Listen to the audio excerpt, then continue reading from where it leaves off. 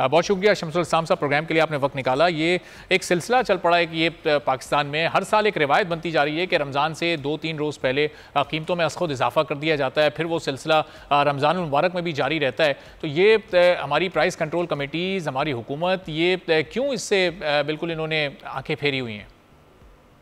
लेकिन जी इस बुनियादी वजह महंगाई की पाकिस्तान में जो हम देख रहे हैं कि मुसलसल 3-4 साल से तो कम होने में आ ही नहीं रही कमी, और उसका हमने देखा हिस्टोरिक पीक पे भी गई और अभी मामूली जनवरी में कम होके लेकिन फरवरी में फिर बढ़ गई। उसकी बुनियादी वजह तो यह है कि एक तो हमारी जो मार्केट फोर्सेस हैं उनका जो कार्टलाइजेशन है उनकी, उसके अंदर फिर जो बहुत सारे लोग जो नास्टी होल्डर्स आ जाते हैं जो टैक्स पेयर भी नहीं होते, जिनके पास एक कैश अनटैक्स अमाउंट का एक ह्यूज अमाउंट होता है, वो आके मुख्तलिफ अजनास की मार्केट्स में होर्डिंग करते हैं। यहाँ तक कि अलमिया ये हो गया कि जो पेरिशेबल आइटम्स हैं जिसमें आपके फ्रूट है, ऑनियन है, आपकी बनाना है, इस तमाम चीज़ों की भी होर्डिंग बढ़ने लगी है पाकिस्तान में। और जब से कोल्ड स्टोरेज आए हैं तो इसकी होर्डिंग बढ़ के भी हमने देखा कि आपकी जो है कीमतें बढ़ रही हैं। हालांकि हुकूमत ने अभी रिसेंटली अनाउंस किया है एक्सपोर्ट बैन प्याज के ऊपर कि यूएई को एक्सपोर्ट नहीं होगी, और साथ ही ईरान और अफगानिस्तान को बनाना, जो कि आपको पता है कि रमज़ान में सबसे ज़्यादा यूज़ होता है, लोग चाट में इस्तेमाल करते हैं, उसके ऊपर भी पाबंदी लगाई। दो कि उसकी कीमत सिर्फ 7% जो है उसकी प्राइस इंक्रीज हुआ था, लेकिन उसके बावजूद पाबंदी लगाई, लेकिन फिर भी आपको प्राइस काबू में होती नजर आ रही है। तो मैकेनिज्म इसका जो बना हुआ है, जो हिस्टोरिकली हम और आप देख रहे हैं कि कमिश्नर सिस्टम जो है वो फेल हो चुका है पाकिस्तान में, और कमिश्नर जो प्राइस लिस्ट निकालता है वो मार्केट से उसका एक तो कोई लिंक नहीं होता, वो अपनी मर्जी से बैठ के ऐसी प्राइसेस लगा देते हैं जो मार्केट में प्रोडक्ट आपको कहीं अवेलेबल नहीं होती। अगर आप होलसेलर्स को देखें या रिटेलर को देखें तो कोई भी उस प्राइस लिस्ट के ऊपर माल बेचने को तैयार नहीं होता। वजह यह है कि हमने अपने सप्लाई चेन सिस्टम्स को इम्प्रूव नहीं किया। हमारे यहाँ जो होर्डिंग होती है उस पर हमने कोई खातिर ख्वाह क्रैकडाउन नहीं किया, और ये प्राइस लिस्ट जो निकलती हैं ये सिर्फ और सिर्फ रमज़ान के महीने में ठेले वालों पे या छोटे दुकानदारों पे जुर्माने करने के लिए बनाई जाती है, क्योंकि कोई भी आदमी प्राइस लिस्ट के मुताबिक चीज़ नहीं बेच सकेगा, क्योंकि उसने जो है होलसेल मार्केट से या फैक्ट्री से जिस प्राइस पे ली है चीज़ वो उस पर ही बेचेगा। तो ये बुनियादी वजह है कि एक आई वॉश का एक तमाशा हम देखते हैं, लेकिन आम सारिफ जो है मुसलसल पिट रहा है। और इस साल तो ये हुआ है कि सारिफ की जो बाइंग पावर है, परचेजिंग जो क़ुव्वत खरीद है वो बिल्कुल ख़त्म होकर रह गई है, क्योंकि उसकी इनकम बढ़ी नहीं है। इनकम ना बढ़ने की वजह से उनके ऊपर ये कीमतें बहुत ज्यादा असर कर रही हैं। और कुछ दिन पहले शमसुल इस्लाम साहब, ये जो आप कह रहे हैं कि चलें सरकारी नरखनामे को तो मुकम्मल तौर पर नज़रअंदाज किया जाता है, ये एक अलग इशू है, लेकिन एक इशू ये भी है कि उसको नज़रअंदाज किया जा रहा है। एक चीज़ जो कि एक दिन किसी कीमत पर होती है 100 रुपये की होती है, और वो 2 रोज़ के बाद उसी चीज़ को स्टोर करके उसकी कीमत जब 200 रुपये कर दी जाती है, तो ये इस इशू पर काम करना किसकी जिम्मेदारी है? कम अज़ कम ये वाला क्रॉस चेक तो रखा जा सकता है कमिश्नर्स की जानिब से और प्राइस कंट्रोल कमेटीज़ की जानिब से। देखिए, मैं आपको थोड़ा सा ये बता दूं कि पाकिस्तान में कमिश्नर का जो निज़ाम है, कमिश्नर की प्राइस लिस्ट का निज़ाम, वो फेल हो चुका है, और कहीं भी दुनिया में अब ये निज़ाम नहीं रहा। शायद पाकिस्तान या एक आध मुल्क और होगा जहां पे ऐसा होता है।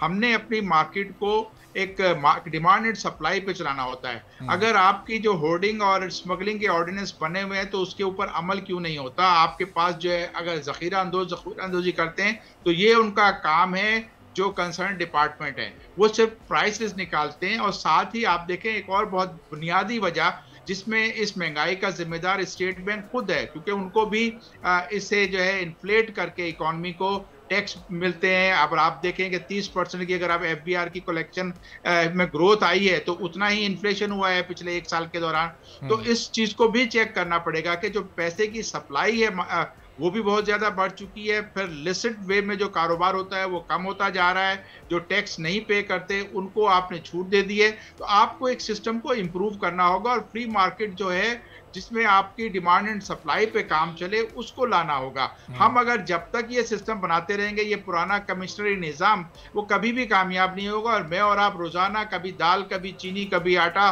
कभी केला, और कभी हम सब्जी की कीमतों के ऊपर रो रहे होंगे। आज प्याज जो है मार्केट में एक्सपोर्ट बैन होने के बावजूद रिटेल जो है वो 250-260 रुपए किलो तक चली गई है।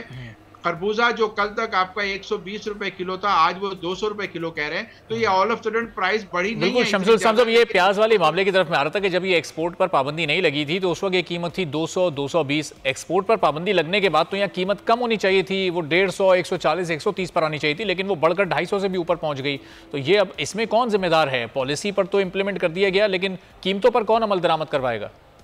देखिए जी, इसकी बुनियादी जिम्मेदारी जो है वो हुकूमत के ऊपर आती है। हुकूमत ने ये समझा कि शायद केला और प्याज पाकिस्तान से बहुत ज़्यादा एक्सपोर्ट हो रही है, तो उस पर पाबंदी लगाने से कमी आ जाएगी। जबकि कोल्ड स्टोर अगर आप चेक करें तो चाहे कराची ले लें, पंजाब में किसी भी मंडी में ले लें, लाहौर का ले लें या कहीं और इस्लामाबाद मंडी, जहाँ भी सब्जी मंडियाँ हैं वहाँ पर कोल्ड स्टोर बने हुए, वहाँ देखेंगे तो आपको वो तमाम फल नज़र आएंगे जो रमज़ान में ज़्यादा यूज़ किए जाते हैं। मिसाल के तौर पे खजूर है, अमरूद है या आपका केला है, ये सारी चीज़ें आपको नज़र आएंगी। तो इनके ऊपर चेक तो करना हुकूमत का काम है ना। वो हम बैठ के मीडिया पे बात करते हैं, आप इसको हाईलाइट करते हो, लेकिन ये एक तरीके का एक रिचुअल बन गई है हर साल रमज़ान में कि इस तरह से चीज़ें होती हैं और उसको हुकूमत सही तौर पर अमल उसके ऊपर अमल नहीं कर पाती।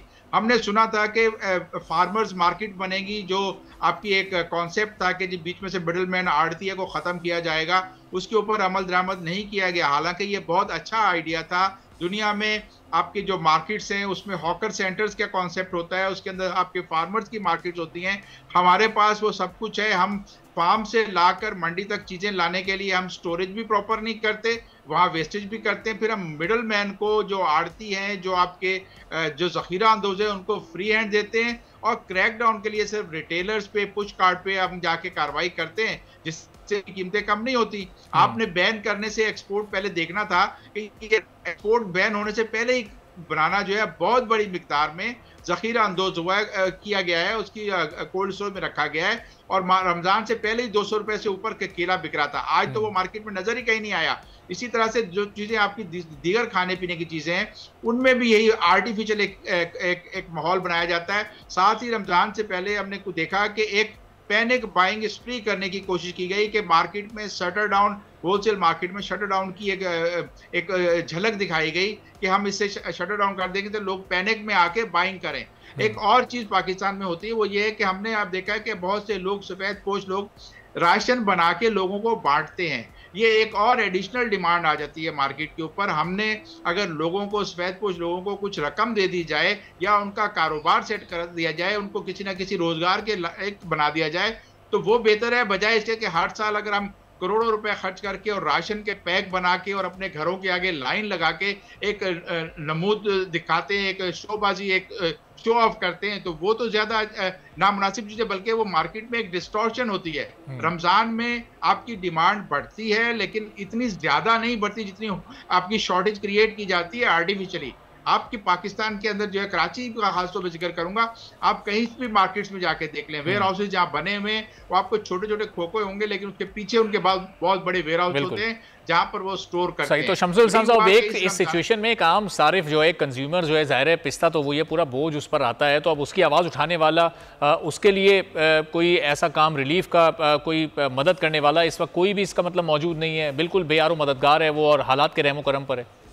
बिल्कुल इस वक्त मासिस को, पोर मैन को, सफ़ेद पोच को जो है इन ज़ख़ीरा अंदोज़ों और महंगाई माफिया के रहमो करम पे छोड़ दिया गया है। इलेक्शन से पहले भी हमने देखा महंगाई आई और हुकूमत चेंज होने से पहले भी महंगाई के लिए मार्च किया गया, लेकिन महंगाई उसमें और कई गुना बढ़ी। अब इलेक्शन के बाद भी महंगाई है, तो ये हमें कुछ चीज़ें जो है साफ नज़र आ रही हैं कि यहाँ पर फेलियर है उस सिस्टम का जिसके ज़रिए हुकूमत महंगाई को कम करने की कोशिश करती है। और साथ आपको बुनियादी तौर पे, अब अगर आप देखें कि इंपोर्ट जो चीज़ होती है उसमें अगर एक साल तक डॉलर के रेट में फ़र्क नहीं पड़ा, लेकिन इंटरेस्ट रेट आपका 22% है और आम जो है बिजनेस के लिए वो 23 से 24% मिलता है, तो उसने भी आपकी कॉस्ट ऑफ प्रोडक्शन को बढ़ाया है, उसका भी इम्पैक्ट आया है। लेकिन सबसे ज़्यादा खाने पीने की चीज़ों की तकलीफ मुझे और आपको इसलिए होती है कि हमारे पास, हम रोज़ की बुनियाद पे वो चीज़ें लेते हैं, हम घरों में ज़ख़ीरा नहीं कर सकते और उस पे आपके पास रोज़ाना बाजार जाने से या हफ्ते में कुछ चीज़ लेकर आते हैं, उस पे रोज़ाना प्राइसेस चेंज हुई होती हैं, एक एक दिन के पास प्राइस। तो इसके ऊपर तो हमारे पास जो सिस्टम है इसको ठीक करना पड़ेगा और मार्केट के जरिए मार्केट फोर्सेस को कम्पीट करना होगा। किसी चीज़ पे इंपोर्ट की पाबंदी लगाना या एक्सपोर्ट पे पाबंदी लगाना हल नहीं है। मार्केट को आपस में compete कराना होता है, इंपोर्टर्स और एक्सपोर्टर्स को, और हमारे जो फार्मर्स हैं उनको भी हमने जो है लिंक करना है मार्केट के साथ, ताकि वो मिडल मैन आड़ती के चुंगल से निकल जाएं। एक बहुत बड़ा माफिया है जो उनकी जो है असल प्राइस उनको नहीं पहुंचाता।